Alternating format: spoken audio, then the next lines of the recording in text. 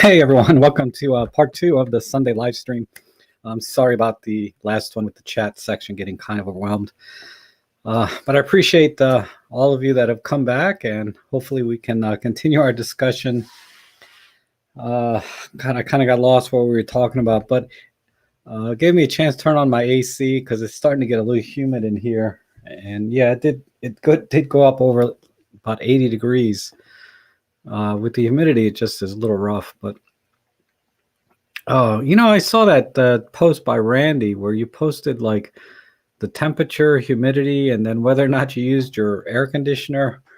And God, your humidity is so low that, yeah, I think if the humidity was low, I could probably tolerate up to 80, 85 degrees without the AC. Outdoors, I'm fine. I don't care what the temperature is. I like hot weather, but in my house, yeah, I'd like to keep it, you know, at least below 80 degrees. But welcome back. See Rick and Ed and Douglas, Jeff Painter. Good to see you. Music Sound Gear. And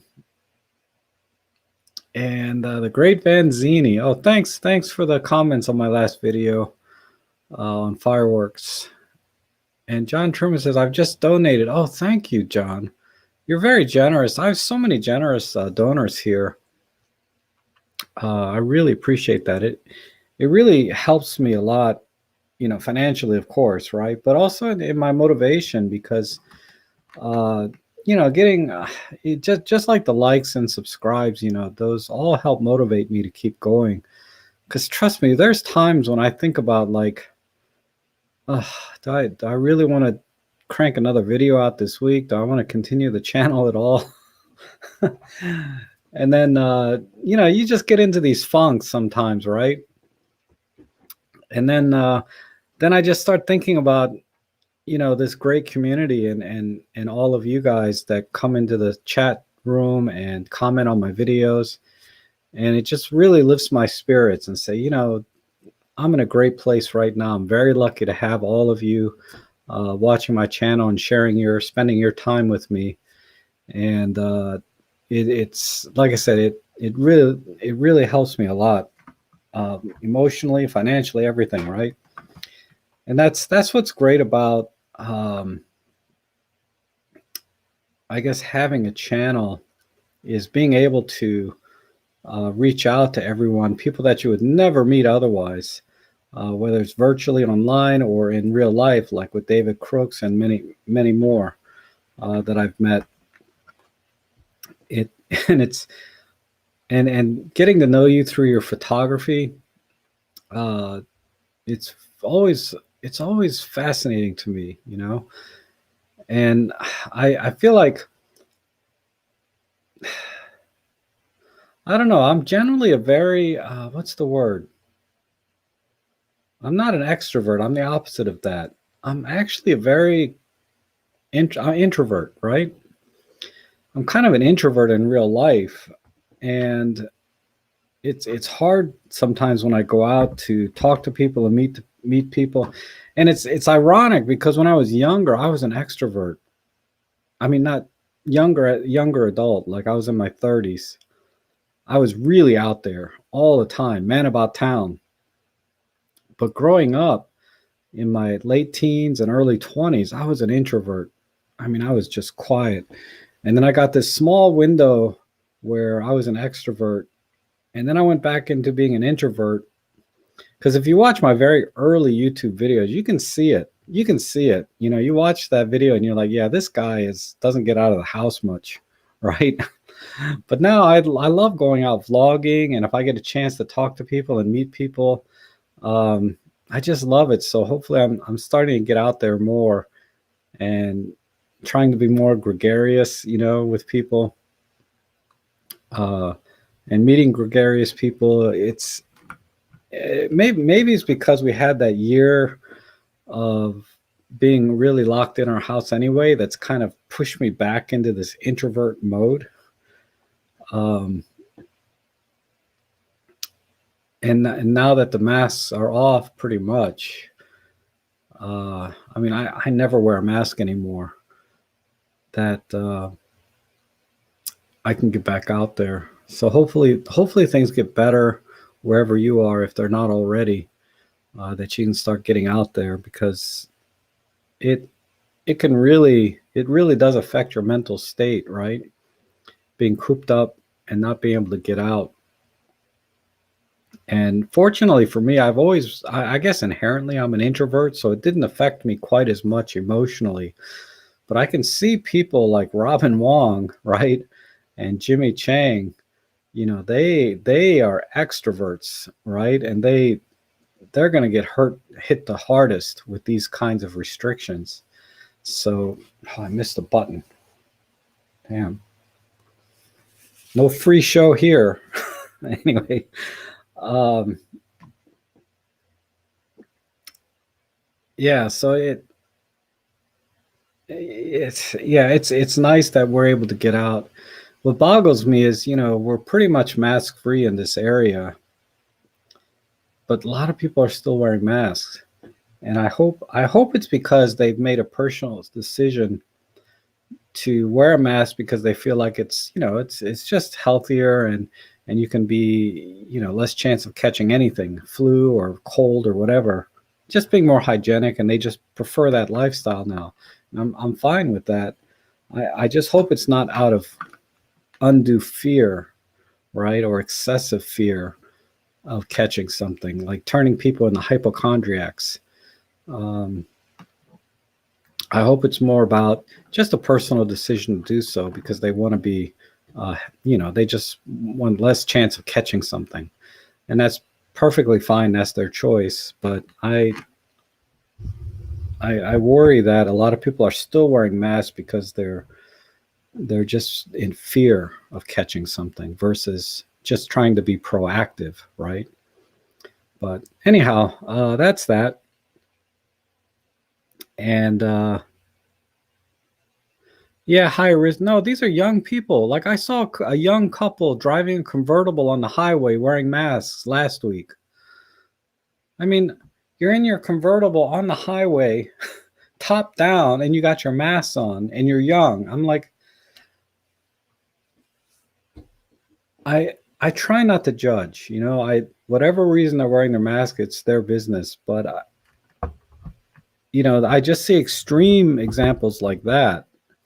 That if they choose to do that, that's fine. But if they're doing it out of fear, versus being proactive, right? Because there's a difference. You can be proactive and have an abundance of caution when it comes to, borderline germaphobe, but that's fine. I don't mind people that are germophobic, because it is a fear of catching germs and things, but it's more about choice versus having this fear dictated to you by an entity saying, if you don't wear your mask, we're going to punish you, right? There's fines, there's jail time, there's some extreme measures to force people to wear masks, and that's what I don't like. Um, but if you're a germaphobe, I'm perfectly fine with that, to be honest. Wear a mask, I don't care.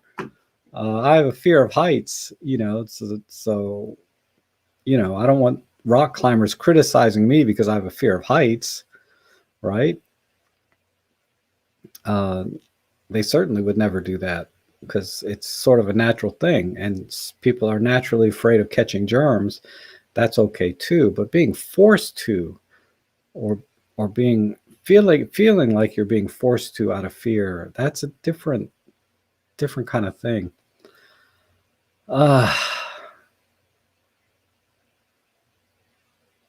you only wear a mask now when you want to make a fashion statement. That's funny.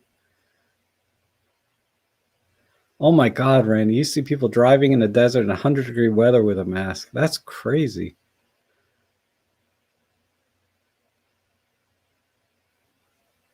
Yes, your mask protects me, my mask protects you, so we're always good if we protect each other. And Randy's claustrophobic. Wow. Yeah, washing hands. Yeah, I'm not a hand washing freak, but I am very conscious of keeping my hands clean.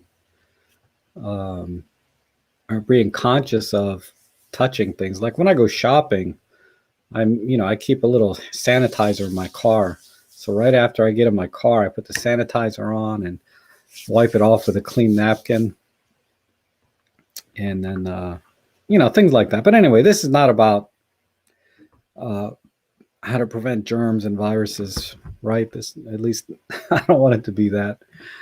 I would Let's talk about Photolab 4 a little bit, Affinity Photo, Photoshop. Let's talk about some photo editing software, because sorry, I'm just reading the last comment here. When I was in Japan long ago, they are great in what they have, and cold they when they have a cold they wear a mask. Yeah, like I said, there's a lot of reasons to wear a mask. I just don't want it to be out of pure fear that's being fed to you, right? And then having it enforced on you or forced on you. I I don't think that's right. Um, but yeah, anyway, these softwares, I think, and I talked about this the last hour. Affinity Photo is an amazing bargain. I'm starting to use it a little bit more just to get a feel for what it's capable of and the workflow and what its limitations might be. But for the most part, for $25 at the current price, even at $50, the full price, it is a very competent photo editor. And I think makes a great complement to Olympus Workspace, because Olympus Workspace is a great photo editor in of itself, but it lacks a lot of the advanced features like panoramas, HDR, focus stacking, astro stacking, layering, and a lot of vector art type things. I mean, Affinity Photo is really amazing for the money. And I haven't used it enough to say if it's bug free or not, because you only discover those things when you really start to use it a lot. Which brings me to Photolab 4. Now, this is another program that I preferred over just getting the DxO Pure Raw, because the Pure Raw I thought was amazing. I mean, it really is an amazing software at reducing noise on especially your very high ISO images. But I had a couple of drawbacks on workflow. It wasn't too well integrated with Photoshop if you use that, or Lightroom, but nobody cares about that, right? The workflow issues I had were really that you have to create a second file. It creates an additional DNG or TIFF file. I guess you have a choice between those two formats. And that's just doubling the space you need on your hard drive. And you have to realize, I just bought I just bought like another 5 terabyte hard drive, right? Because I'm just running out of space, and the thought of having to double my workflow just to get this extra benefit. Now, I know you can cherry pick the images you want to do that for, but I downloaded Photolab 4 Elite as a demo, and the workflow there is so much better. You do not have to create a second TIFF file or DNG file. You can just edit the photo, apply the deep prime noise processing. Well, I have to double your images. It creates a little sidecard file with all the settings, so it's non-destructive, like all photo editors really. And so that by itself was enough for me to consider Photolab 4 over just the Pure Raw. But the other benefit is that I found Pure Raw tends to over sharpen a tiny bit. I kind of liked it, but I know a lot of people are very sensitive to that, and they don't like the over sharpening that Pure Raw applies. So in Photolab 4 Elite, you can back that off a little bit, the sharpening, if you want to. You can also adjust sort of the amount of luminance and dead pixels. It has some additional settings there that you can apply before you process the noise reduction. And then, of course, it has all the other tools you need for photo editing. So it's very competent photo editor. And That's why I chose it, even though it's like 40% more, 50%. It costs more, right? It's about 50% more in price, 130 versus $200 for the elite version. Forget about they got some regular version. I forget what it essentials. DxO Photolab Essentials, forget about that. They're, Olympus Workspace is as good as Photolab 4 Essentials in my opinion.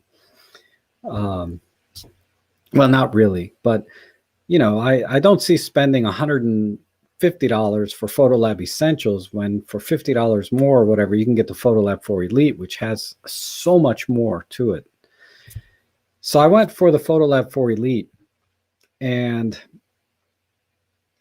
what was I going to say?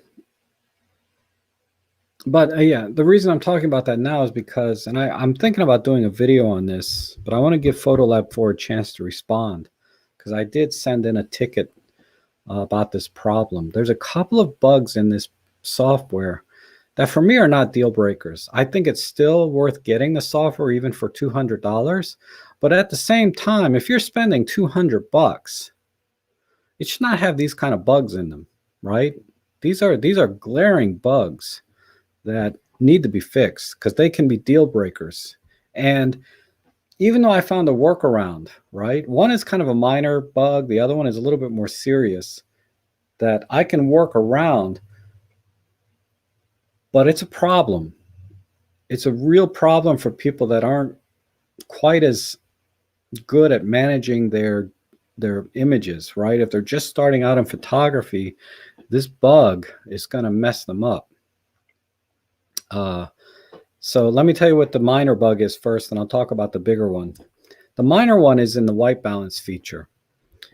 Sometimes, not all the time, but time to time, I'll set the white balance. It has a drop down list. Let me pull up Photolab. I'll just show you. Am I on the right screen or not? Yeah, this one. Let me see if this image, if it happens on this. So we'll go to the color module. This is not a good image. I need a raw image. So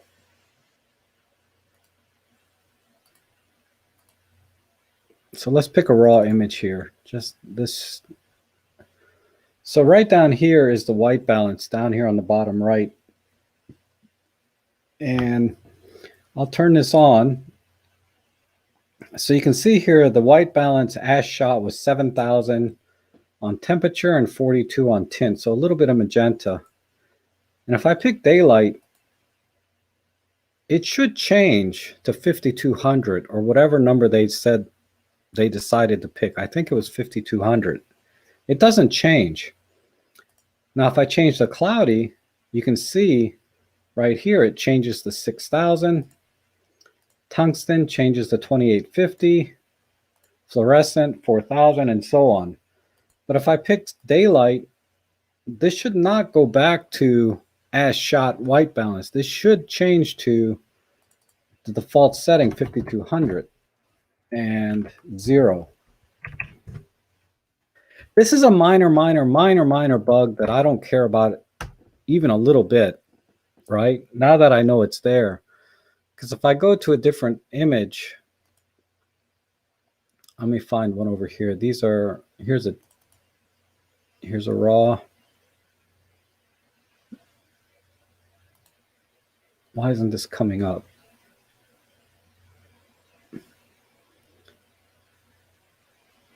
Let's see if it does it here. Daylight. See, when I pick the daylight white balance here, it filled in 5,200. If I do ash shot, you can see the ash shot is 2823 versus and 8 on the tint. But I can go back to daylight and it goes to 5,200. So I don't know why it does it on some images, and some images it does not.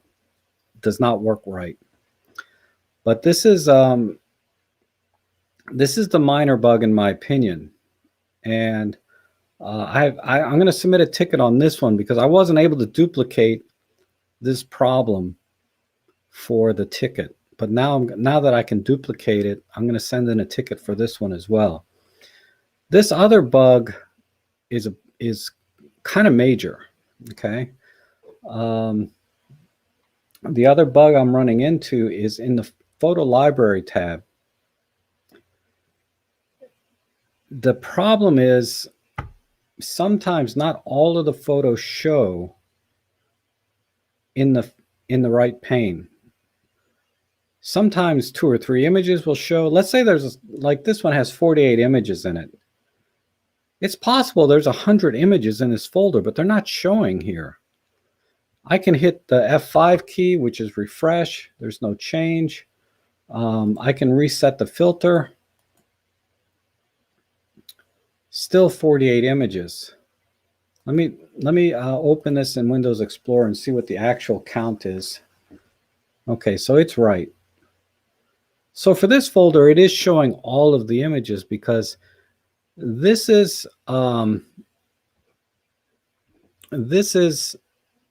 sorry, I was reading Walter's question and then I forgot what I was going to say.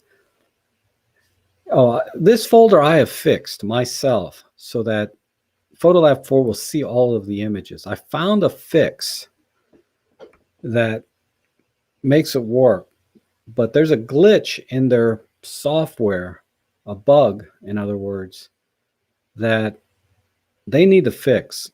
It's something to do with the order of how they, well, let's not get into that. I have in my head, I have a flow chart of how, when you pick a folder in the pane here, and then it updates the thumbnails on the right.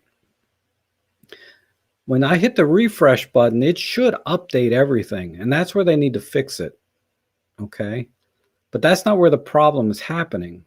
If they fix the root cause of the problem, then you shouldn't have to refresh. It should automatically detect things.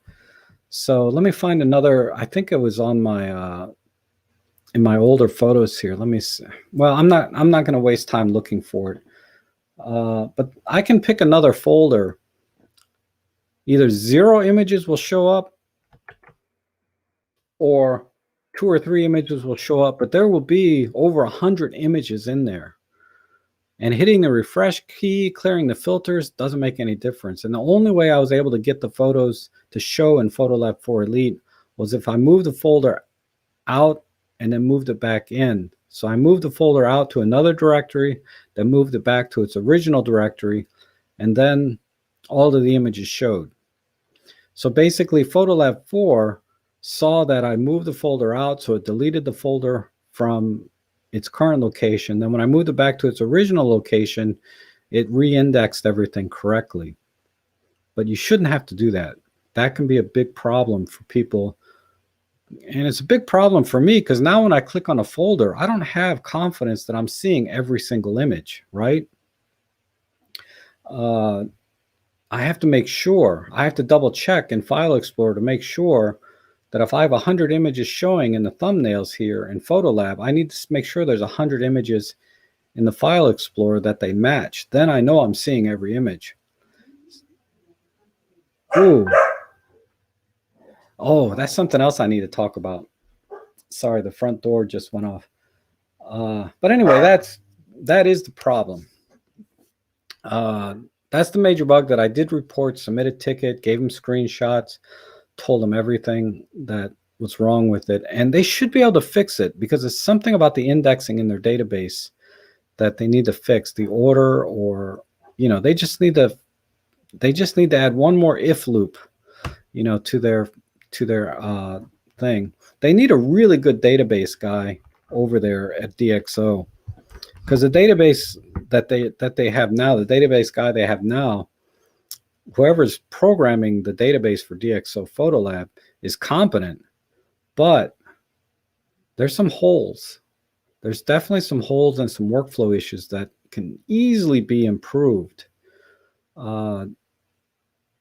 If they had a competent database program, well, I shouldn't say competent because they are competent, but if they had a more experienced database programmer, they'd be able to improve fix that bug and improve a lot of other things very quickly without a ton of coding. They could probably code this in a week, you know?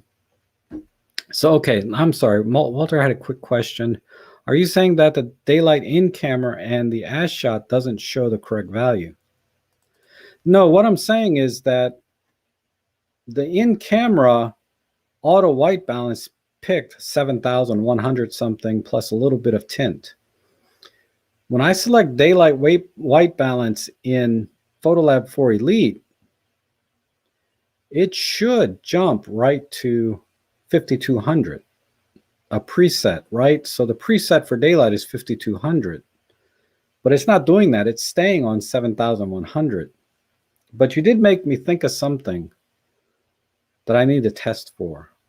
But yeah, no, that's not what I'm saying. I'm saying that the auto white balance was 7100. The daylight white balance should be 5200 when I select it, but it doesn't do that. It stays at the 7100, as you saw.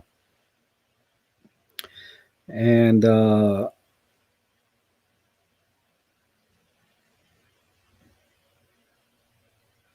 I guess the Morgan got something going on here.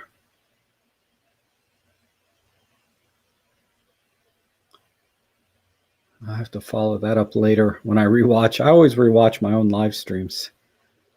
And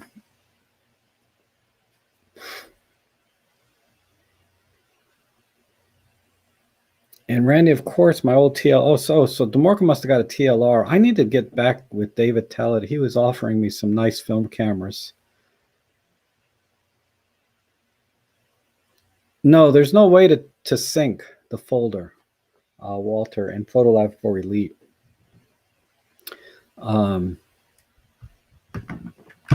It's supposed to automatically sync every time you select a folder, and you can hit refresh, which is kind of the same thing as sync, not exactly, right?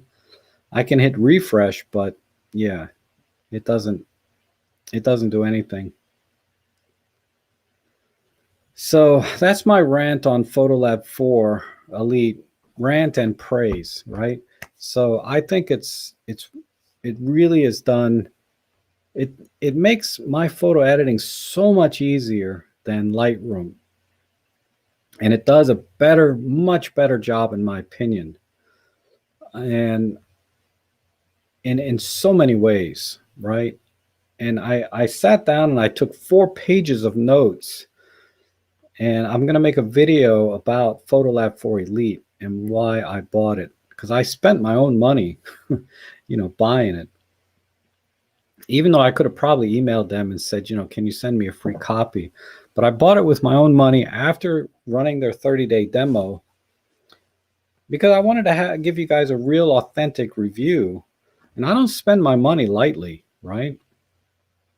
I'm very careful because I don't have a lot of money. So I have to be very careful what I spend it on. But this was definitely, I think, money well spent, even with these bugs. But that one bug in particular can be a problem for people that really, their brain does not compute, is what I told Dave the other day. And pun intended, when it comes to computers, sometimes their brain just does not understand a single thing, what the computer's doing underneath the apps that they're using, right? So when they get a bug or run into a bug, they may not realize it's a bug in the software. They're probably thinking, what did I do wrong? How did I mess this up? But it's not you, it's the app that has the problem. And this is why people can get frustrated with computers sometimes. Yeah, I always love that video where the guy starts banging his keyboard and stuff. It's an old video on YouTube. This guy went nuts on his computer. I wish I could find it, but oh my God, it was awesome. And Rick's updating me. DeMorcom was discussing calibrating the OM1's light meter as it doesn't work correctly with today's batteries. Oh, I see. Okay. David Tellett would be a good person to talk to about that. He's very familiar. And I guess you too, Rick. I did buy a hot shoe meter. I don't know if I showed you guys that, and I'm going to use it soon.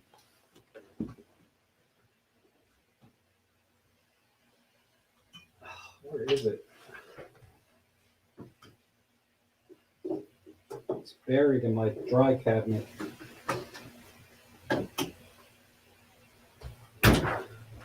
So I bought this one.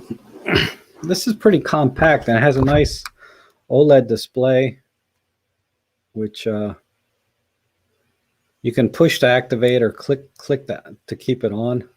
I don't know if it'll a little bit of flickering there, but this is pretty good. And just to give you some perspective,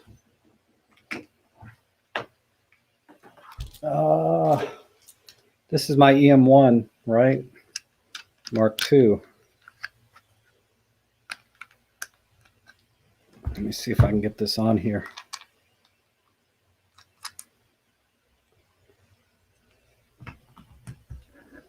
So just to give you some perspective, the size, right? It charges by USB, and then let's compare the metering. So f6.3, let me put it in manual, f6.3. ISO 200.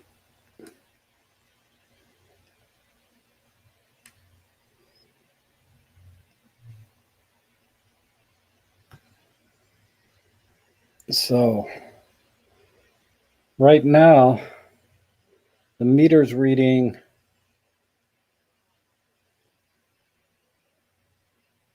I'm reading, I got to put the shutter down to 1/6 of a second.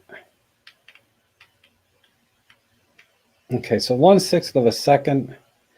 So the meter told me to set the camera to 1/6 of a second, f6.3 at ISO 200. And so I set the camera to those same settings. And in this room, at least, it's bouncing between 0 and plus 0.3 EV. So this meter is pretty accurate, at least in this room right here. And I am using average weighted, right? Yeah, I'm using the matrix metering. So yeah, it's doing a good job. If anything, it's slightly, yeah, it's bouncing. Let me move to 1/8. Yeah, it's exactly 0. So this meter is spot on in this room. I haven't tried it outside, to see, but they have this on Amazon now for like $50 or $60, so it's pretty reasonable. I bought mine on Alibaba. I think I paid $43 on Alibaba, so I saved like $15, but I had to wait like 6 weeks to get it. But if you go to Amazon, you can get it pretty quickly, but you're going to pay $15 more on Amazon. If you guys are interested, I can put a link. I might as well do that. Amazon light meter. Is it 30 pounds in the UK? Wow. There's some conversion rate there for US dollars, but let me put in hot shoe light meter. Hot shoe light meter. Yeah, here it is, $45.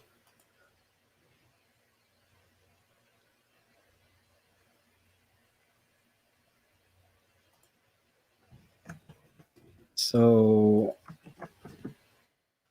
there you go. Just so you can see it, this is the one though, so you can get a close-up look. I just searched for hot shoe light meter, and there's this one from Voigtlander, 225. Don't get this one. It's $48, but it's not as good. I can't remember exactly what the features are that are limiting it, but the one that I bought for the same price, it's a little bit bigger. This one is really tiny. But this one here that I bought is really It's not that bad, right? It's pretty small and it's easier to read and has more features. I just can't remember off the top of my head what more features it had because I was going to buy this one because I wanted something even smaller. But then I saw that it was lacking something. And I said, oh, well, forget that. Let me just get this one because this has everything. So it's pretty good. Oh, here's one for $60. Let's see how long it takes to ship. Oh, this only takes a week or 2 weeks. How about the other one? This one, yeah, this one takes 3 weeks or 4 weeks, right? Well, according to this is going to take 5 to 8 weeks to get it. That's what I did. I paid 40. I think I paid 40. I paid a couple dollars less than this on Alibaba. But yeah, it did take almost a whole 6 weeks to get it. I can tell you that for sure.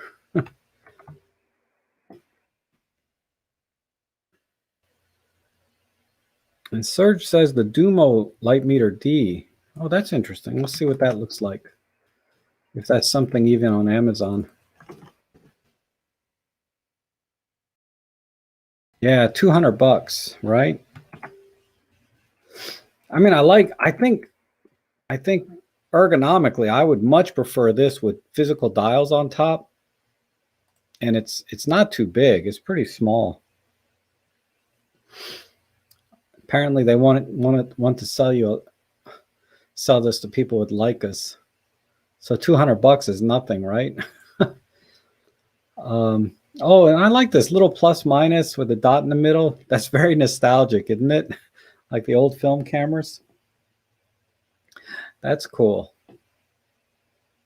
I mean, if money no object, yeah, I'd probably get this instead of the one I bought. But I can't be dropping $200 for something I'm going to use every other month. Anyhow, and Randy has some familiarity here. It says the Dumo is pretty good. The Voigtlander VC2 has a battery door problem and does not stay on the hot shoe. Wow. And John Truman says eBay is cheaper, far cheaper, and you can make an offer. Wow. Okay. Let's test that theory. Let me go back. The M08. Let me just copy this.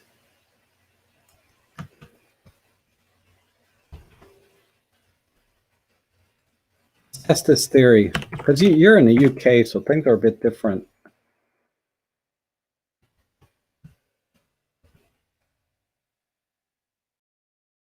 Yeah, see, I'm getting the same prices here.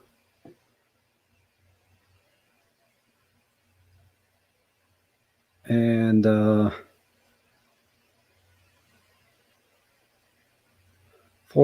plus $5, so $45. Here's 39.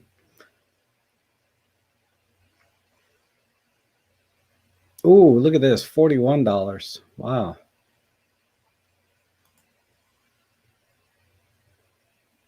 Oh, the seller rating's pretty. See, you got to pick somebody with a decent seller rating too.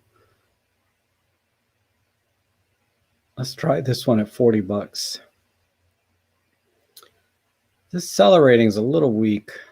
I mean, I like to see 99% or better, but yeah, it's not way cheaper here, and delivery's not any faster. It's about the same, 5 to 6 weeks. But okay, that's cool.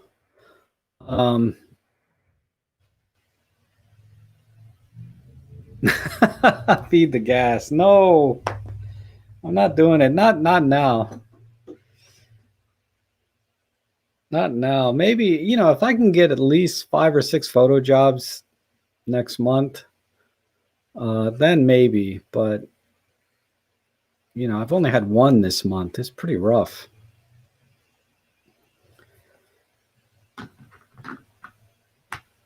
Yeah, watch out for shipping. Yeah, $5 on a lot of them. Kex is pretty good. Man, you guys know a lot about these light meters. Next, before I buy something, I should just come onto the stream and ask you guys. Let's see what a Kex meter. Oh, that's cool. Oh, I like that.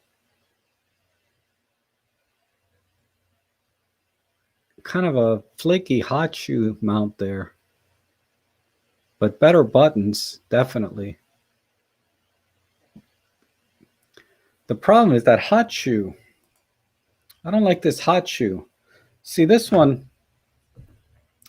Oh, you guys can't see what I'm looking at. Sorry. I was looking at this. The Kex. I was looking at this hot shoe mechanism, right?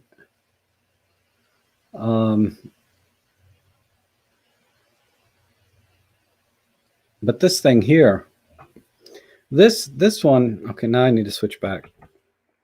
This one here is this has a standard quarter 20 screw right on the bottom. Right here. Quarter 20 screw. So I like that. So I can put any hot shoe adapter on it. I can buy or I don't even have to use a hot shoe adapter. I can mount it to any quarter 20 thing, right? So that's what I liked about this too.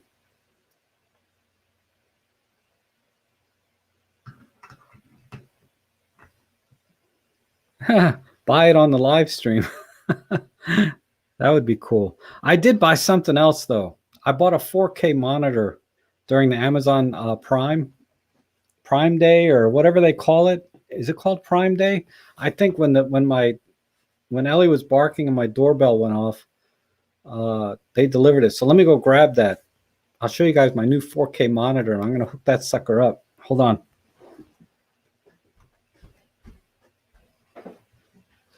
Come on, Ellie.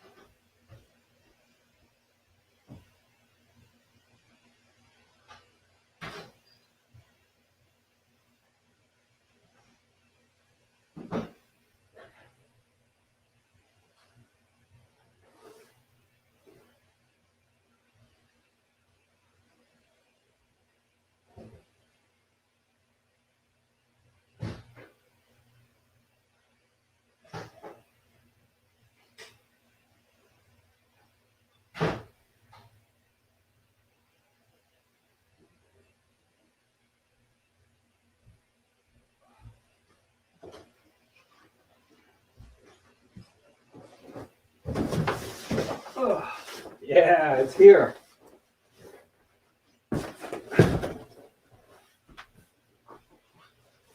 Okay.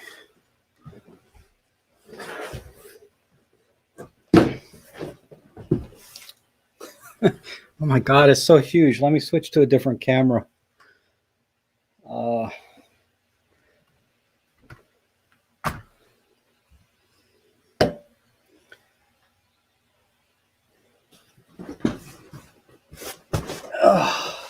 You guys want to see this even? You guys care about this monitor at all?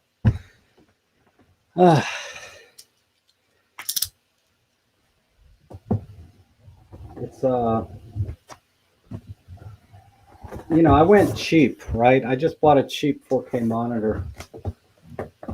So it's not the best monitor for doing photo work, but it's actually not bad though overall. All right. No, not a 4K for my monitor. And I got it as a used one in very good condition, is what Amazon claims.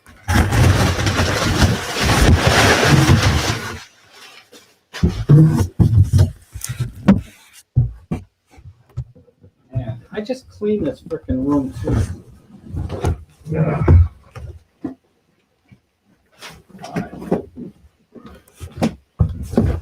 So hopefully it's not busted, because I bought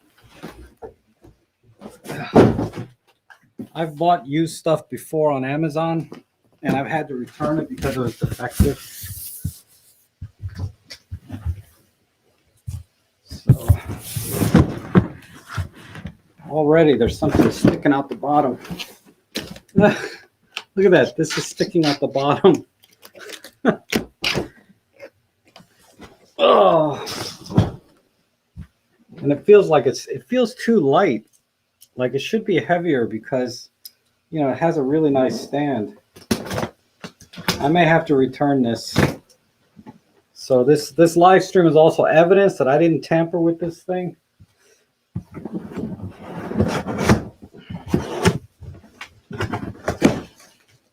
Oh. Okay. All right. Power cord.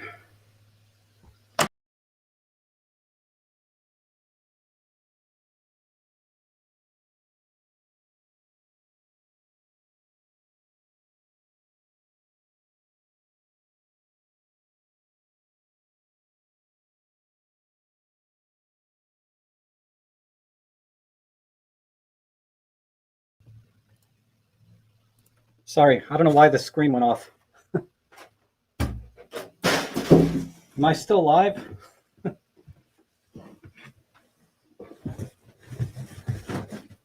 Yep. It's missing the. Oh.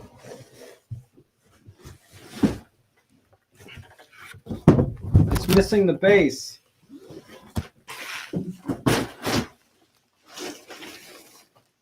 Huh. Yeah, I have to return it. Look, this thing is cracked too, right here. Oh wait, over here. It's cracked. So, I mean, it just snaps back on. Maybe it still works.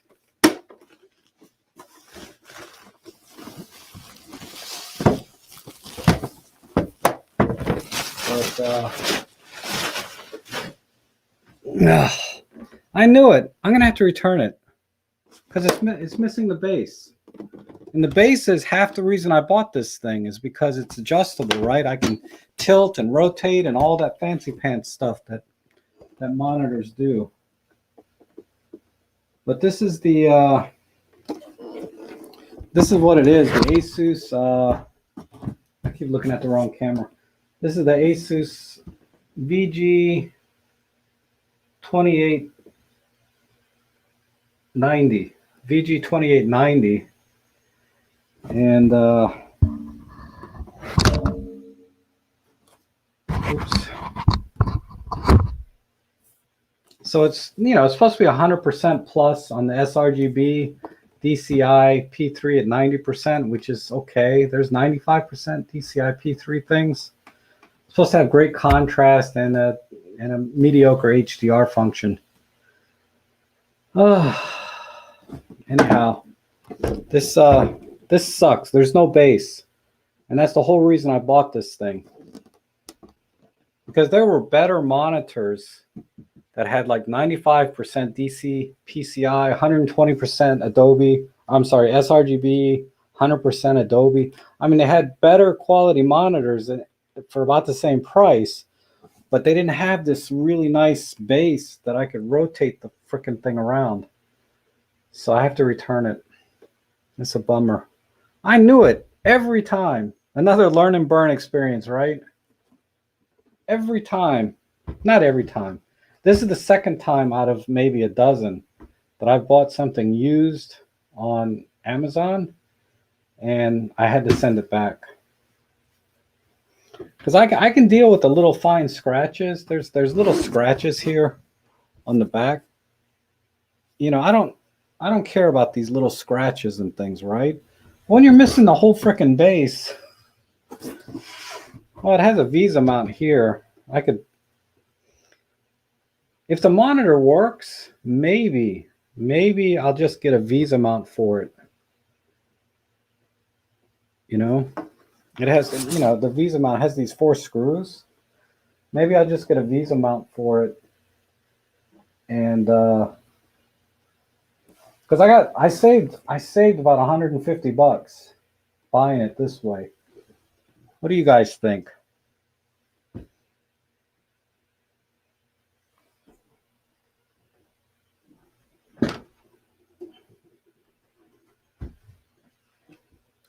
I don't know. I got mixed feelings. Let me let's power it in. I'll plug the camera into it. I need a plug. How can I unplug?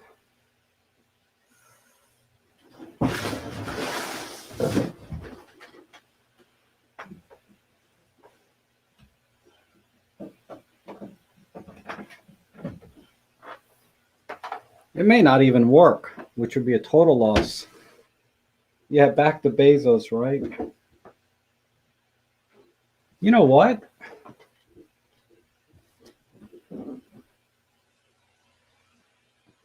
It's not only missing the base, it doesn't have the right plug. It uses a power supply. So it's missing the power supply and the base. Now we've gone too far. Because I was almost willing to buy a Visa mount, for $20. But if I'm missing the power supply, too, how am I supposed to use it at all? So I can't even see if it works. Definitely nothing in the box.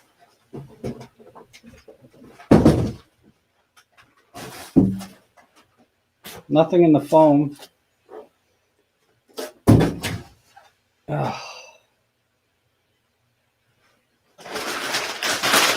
Nothing in the wrap.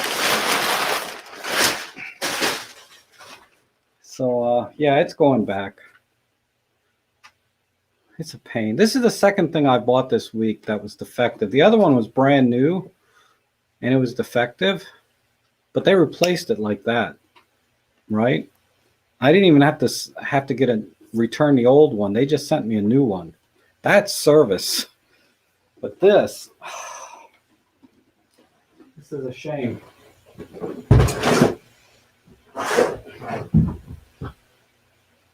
I waited a week for that monitor because Prime Day was like a week ago. Now it's gone.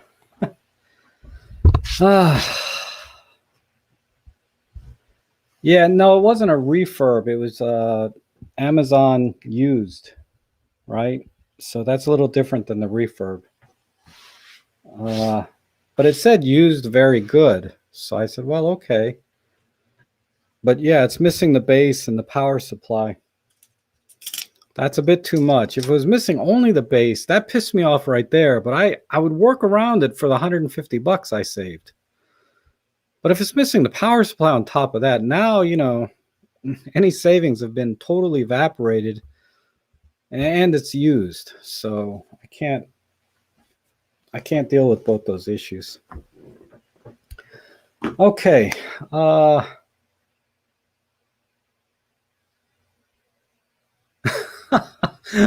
That's funny.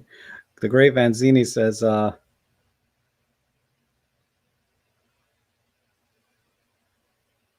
his brother got a toaster, but when he opened it, somebody replaced with a toaster from 1955.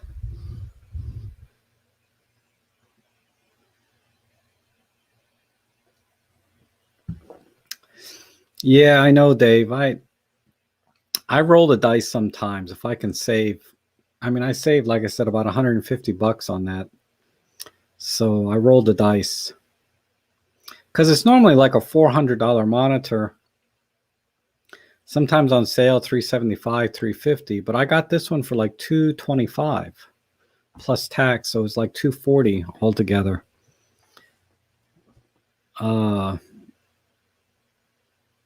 So essentially, I feel like I would have saved $150. So I rolled the dice. I mean, I have the comfort of knowing I can just send it back. It's a little bit of a hassle, and it's not a item that I need like this, right? It's something I can wait another week to get, but still. Yeah, no Trek mug day. I'm drinking coconut water. It's too hot to drink coffee. I got to buy some iced coffees, but they're so full of sugar. I should just make my own iced coffees.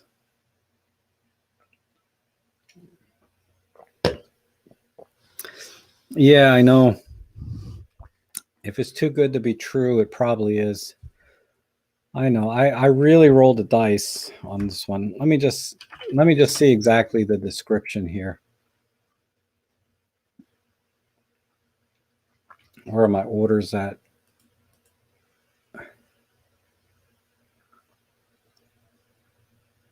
I'll show you one more thing I bought this week that's kind of interesting. So it says here, order details. Used very good. Item will come in original packaging. Packaging will be damaged. Yeah. I don't care about the packaging being damaged, but the fact that I could have bought it brand new for $349.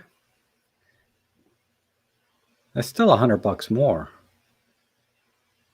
Prices come down since I was looking. Isn't that how it is? But yeah, this guy. Now it's $349. It was $399 when I was looking at it. So that's how they get you, right? They raise the price before big sale, then they put it on sale, and it looks like you're getting a better deal.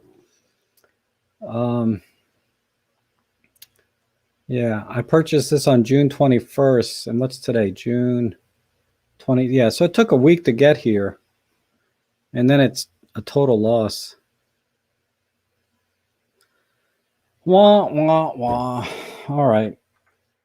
Now I'm a little depressed. But let me show you the other thing I bought.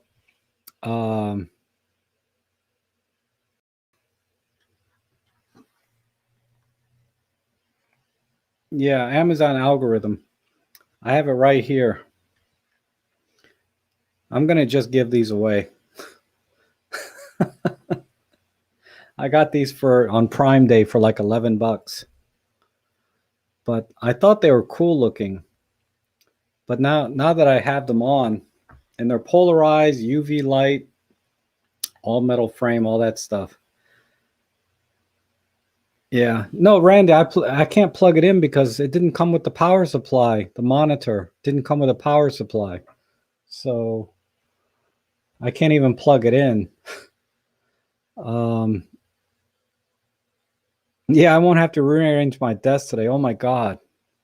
And I spent a lot of time yesterday cleaning my desk. Let me see if I can switch back to that camera. Oh, the freaking display. Why did that reset? Because I threw the box on it.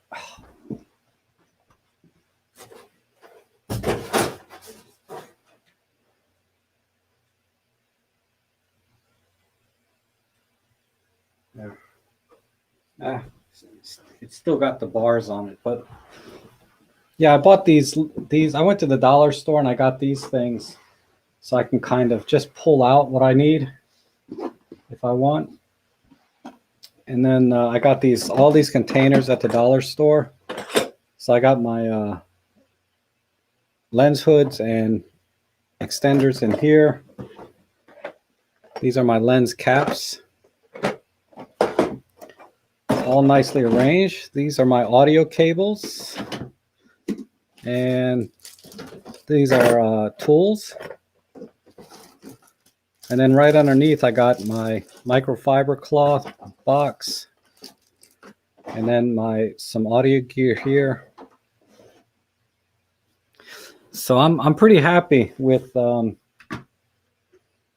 arrangement. And then on this side, it's still a mess over here, but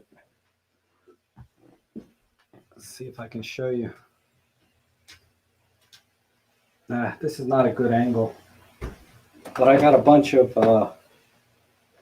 these things that I keep stuff in, and also I got these bins just to hold, stupid stuff. So I got a bunch of these bins I need to separate. They were $1 each, so I got 5 more bins here. But there's just some stuff you can't put in a box. You just gotta just throw into a tub, right? Like these HDMI cables and stuff. Just junk, right? Oh, let's see. My dry cabinet, that rocks. I love that dry cabinet.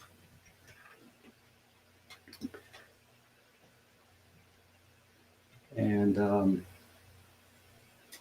anyhow, this is my workspace. Yeah, I love the dollar store too. Oh yeah, Face Detect is still on. This is the M5 Mark III. How's it working? Oop, it lost me. What if I go out? Wow, it gets me on the side. The EM10 didn't do that. Here are my reading glasses. I mean, that side of the room is still cluttered. I got to work on that. But my brain, like I said, it was very foggy this week. So I said, I'm going to organize my desk. Maybe that's the problem. Every time I sit down at my desk, I get stressed out because of just the clutter. But now, because I spent about $30 at the dollar store and I got a bunch of containers, 30 altogether. It was the same cost as like when I was on Amazon. If you look at the,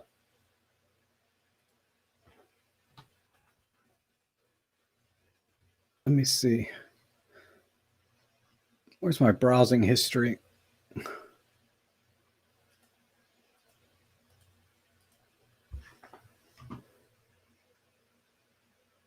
Yeah, I was looking at these, right? $30 for these 6 little containers. And I was like, that's all I'm going to get for $30. So I went to, I just went to the dollar store.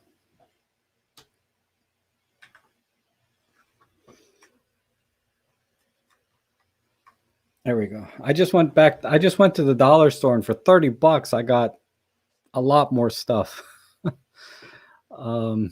You're living in some photography museum. That's funny. Okay, so that's enough about me. I didn't get any feedback on these sunglasses. What do you guys think? Is this me or not?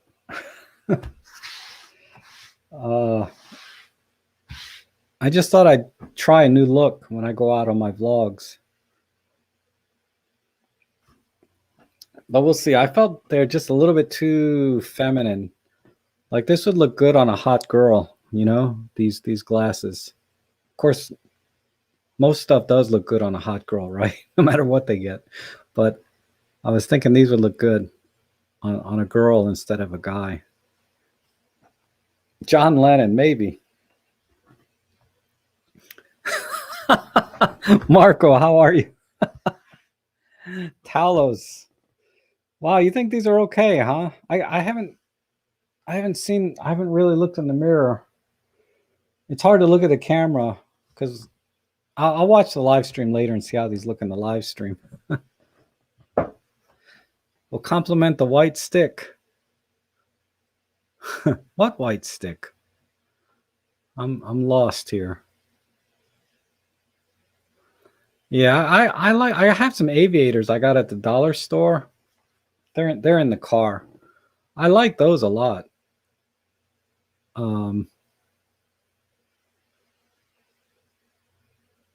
That look will complement the white stick. I'm totally lost what you're referring to.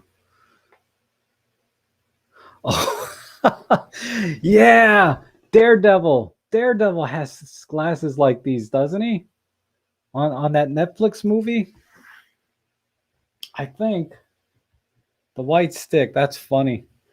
Did you guys ever see that video of the guy pretending to be blind, and then he's like, flirting with all these girls, and then they find out he's blind, and they're just shocked. That was hilarious. Yeah, I'll be the Daredevil. I'll change my my YouTube channel name to Rob Daredevil or Rob Devil. I don't know. Oh, anyhow, I can't see anything. They're all polarized, so all my screens get messed up. And that's the thing. I can't wear these if I'm taking pictures because the EVF and the live view both are polarized, right? So when I put this up, let's see what happens. Yeah, I got shading and crosshairs all over when I look at the screen. And the live view is polarized and the EVF. So I can't even wear these when I go vlogging or taking pictures anyway. Oh, they're bringing Charlie Cox back. Really? That's cool. I wear dollar store reading glasses. Yeah, that's what this pile over here is. These are all dollar store reading glasses. I love the dollar store. They call it Dollar Tree over here. I buy a lot of stuff there. It's just amazing. I'll fill up with like $30 and it fills up my trunk when I go to the dollar store.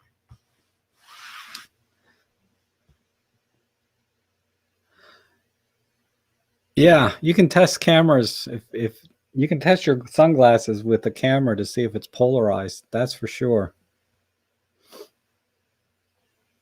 Oh, you want to see my video, my dry cabinet? Okay. So I got this dry cabinet on sale for like it's normally a $200 dry cabinet, but I got it on sale for, it was like on one of those daily deals on Adorama or no, B&H. Let me pull it up on B&H first, okay? So let's look at it there.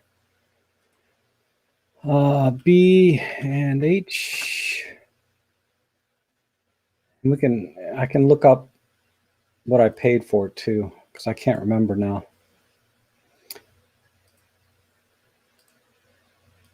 Incorrect email address or password. So let me try with Google.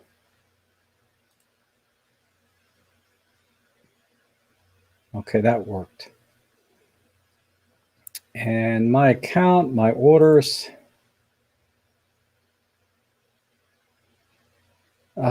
It's not showing. But it's called a Rugard dry cabinet. And this is the one I got. So this is the one I bought. It's $250, but I got it for like half price. I paid like $129 or something. So I just bought it immediately. And it has a little key lock, which I don't care about. And then over here,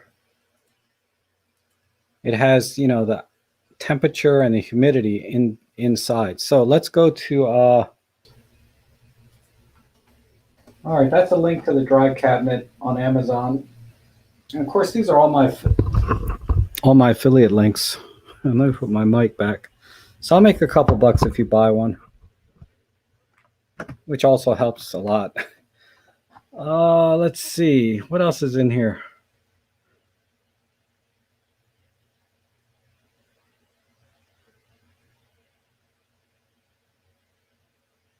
Talos, 1 camera and 3 lenses. I know.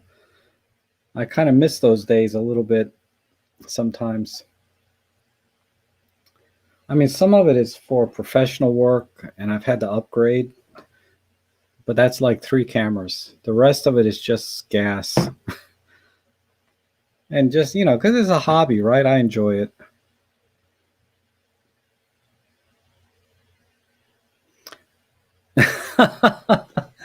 A bit short on cash. Open up Rob Photo Bay. I know. Well, you got to think that's like 8 or 9 years of stuff. Half of it probably in the last 5 or 6 years. The last camera I bought was that Panasonic back in, I think, November last year. So I've gone 8 months without buying a camera, which I don't know what that says.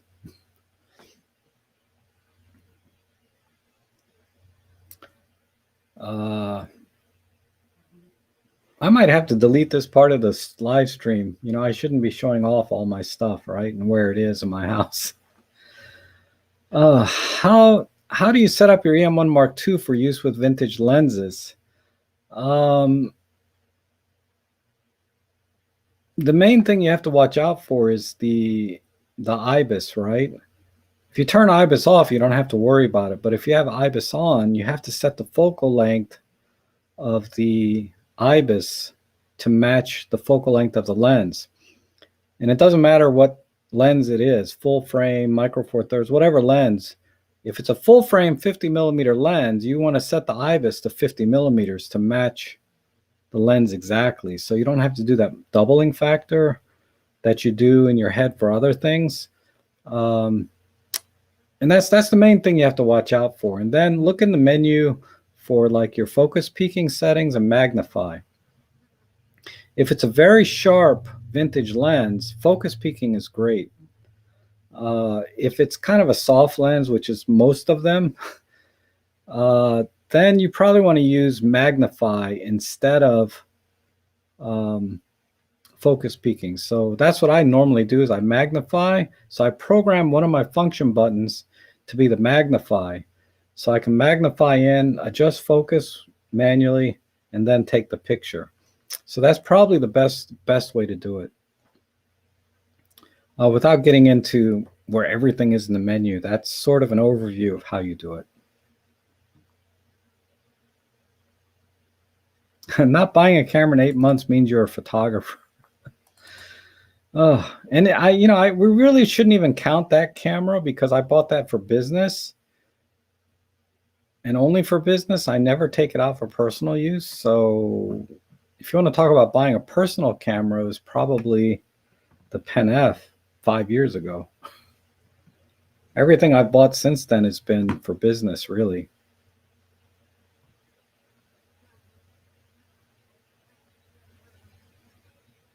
Oh, you're not blaming me, Rob. It's your living and hobby. I know. I don't take anything personal. Yeah, used prices on the Pen F are crazy, right? Gray Vanzini's looking for a Pen F, and he's commenting that it's crazy. Oh, Rob Shoot Photos. I'm sorry. I did see you in earlier. I'm sorry. How you doing? It has been a while. That's true. And Randy, you bought the EM5 III only for your YouTube channel. Yeah, it's a great camera for that, definitely.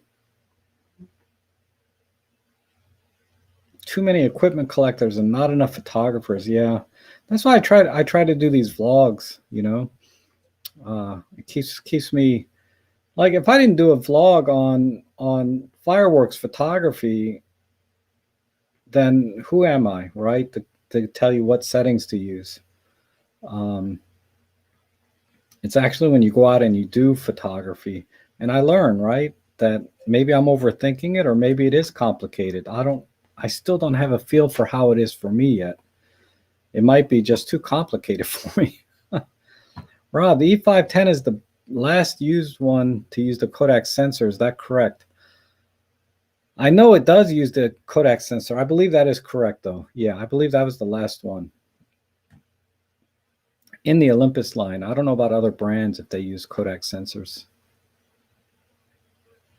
And Ed wants the EM1 plus the 12-100. Yeah, that's a great combo. Somebody asked me about that last weekend. That is a great combination.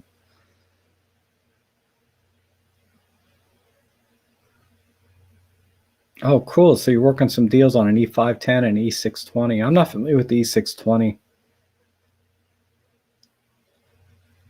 So anyway, I think I'll wrap it up here. You guys, it's almost 2 o'clock. How long I started this stream at 12:15 or something. So it's been well over an hour again.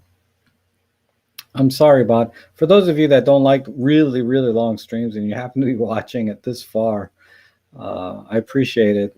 I'll try and make them shorter. I don't know why I keep going on and on.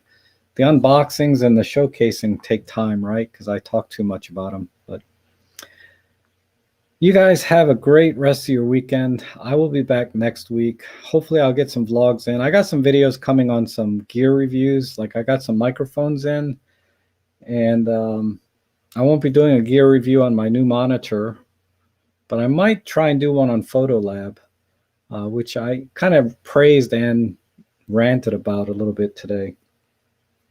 But overall, I think it's still a great piece of software. So thanks again for everybody joining me, taking time out of your day. I really appreciate it. And I will see you guys again soon. Where's my, and every time, it's kind of like, where's my car at the end of my vlogs? It's like, where is the frickin' end stream button? Every stream, here it is. All right. You guys have a good one.